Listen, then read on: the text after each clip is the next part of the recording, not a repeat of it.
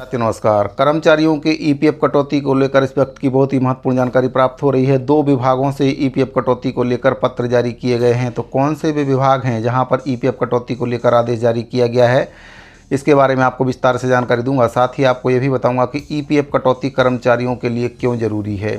इससे पहले अगर आप चैनल पर नए हैं तो चैनल को सब्सक्राइब जरूर करें ताकि आपको कर्मचारियों से संबंधित जानकारी लगातार इस चैनल के माध्यम से मिलती रहे। तो साथियों, पीएचई विभाग के द्वारा पत्र जारी किया गया है और लोक निर्माण विभाग के अंतर्गत काम करने वाले दैनिक और मासिक वेतन पर काम करने वाले श्रमिकों के ईपीएफ कटौती को लेकर पत्र प्रेषित किए गए हैं। दोनों ही पत्रों में क्या कुछ जानकारी दी गई है, आपको विस्तार से जानकारी दे देता हूं। तो सबसे पहले बात करते हैं पीएचई विभाग के अंतर्गत काम करने वाले श्रमिकों के लिए जो पत्र प्रेषित किया गया उसके बारे में।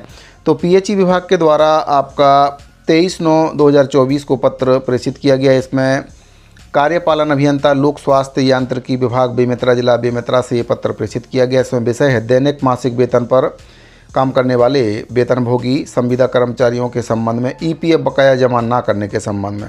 साथियों, ईपीएफ कटौती इस विभाग में जमा नहीं की गई है, जिसको लेकर ये पत्र प्रेषित किया गया है।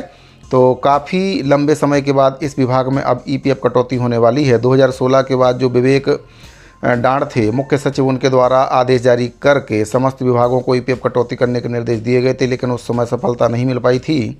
लेकिन अब सफलता मिल गई है और इस विभाग में ईपीएफ कटौती जमा करने को लेकर पत्र प्रेषित किया गया है।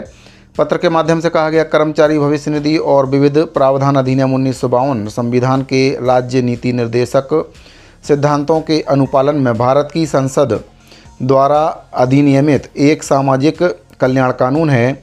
यह विशेष कानून श्रमिकों और उनके परिवारों को बुढ़ापे, विकलांगता के साथ साथ उनकी असामयिक मृत्यु की स्थिति में भविष्य निधि, बीमा और पेंशन लाभ के रूप में सामाजिक सुरक्षा प्रदान करता है।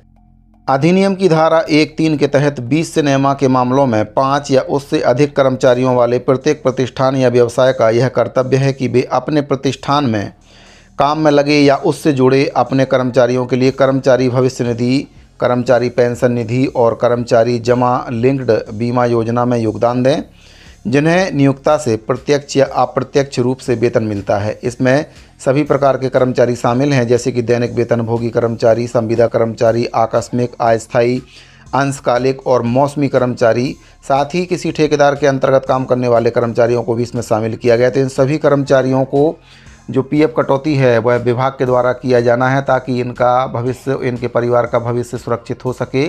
तो पीएचई विभाग के द्वारा कटौती करके भविष्य निधि की जो राशि है, अंशदान की राशि, उसको जमा करने को लेकर इसमें निर्देशित किया गया है पत्र के माध्यम से। वहीं लोक निर्माण विभाग की बात करें तो लोक निर्माण विभाग के अंतर्गत आने वाले दैनिक और मासिक वेतन पर काम करने वाले कर्मचारी सीधे विभाग से बिना किसी बिचौलिए के जिनको श्रम सम्मान राशि मिलता है, उन कर्मचारियों के ईपीएफ कटौती को लेकर भी बहुत ही महत्वपूर्ण पत्र प्रेषित किया गया है। आपको बताना चाहूँगा कि लोक निर्माण विभाग के अंतर्गत ईपीएफ कटौती का 12% काट के विभाग में जमा कर दिया गया है। कई डिवीजनों में जमा हो रहा है, कई डिवीज़न बच गए हैं जहां पर अभी नहीं हो पाया है क्योंकि वहां पर यूएएन नंबर जनरेट नहीं हो पाया है। तो साथियों, यूएएन नंबर जनरेट करने के लिए जिनको काम दिया गया था उनके द्वारा बताया गया है कि जो वांछित दस्तावेज हैं वह नहीं मिलने के कारण यूएएन नंबर जारी नहीं हुआ है। तो साथियों, यूएएन नंबर काफ़ी ज़रूरी होता है। जब तक यूएएन नंबर कर्मचारी का नहीं होगा उनका ईपीएफ कटौती नहीं हो सकता है। तो इसके लिए जो वांछित दस्तावेज की ज़रूरत होती है वह विभाग के द्वारा उपलब्ध नहीं कराए गए थे, जिसको लेकर पत्र प्रेषित किया गया है। देख लेते हैं पत्र में क्या कुछ कहा गया है।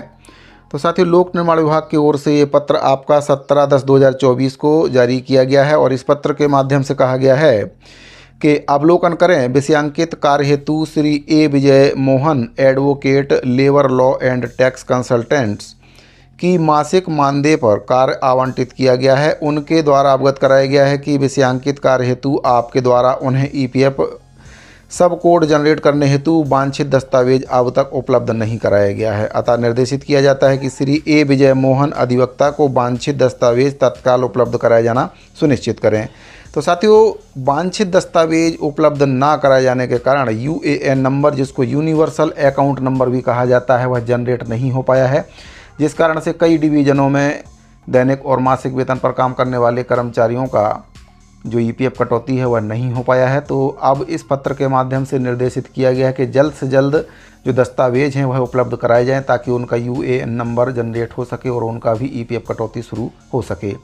तो साथियों, जैसा कि आपको मैंने बताया है कि जो ईपीएफ कटौती है कर्मचारियों का भविष्य सुरक्षित करने के लिए विभाग के द्वारा काटा जाता है। इसमें आपको आकस्मिक मृत्यु होने पर 3.5 लाख रुपए तत्काल सहायता दी जाती है। साथ ही परिवार के आश्रित सदस्य जो आपकी जो पत्नी है, विधवा पत्नी है, उनको आजीवन पेंशन दी जाती है और नाबालिग बच्चों को बालिग होने तक पेंशन दी जाती है। तो कई प्रकार के महत्वपूर्ण लाभ ईपीएफ कटौती होने से होते हैं।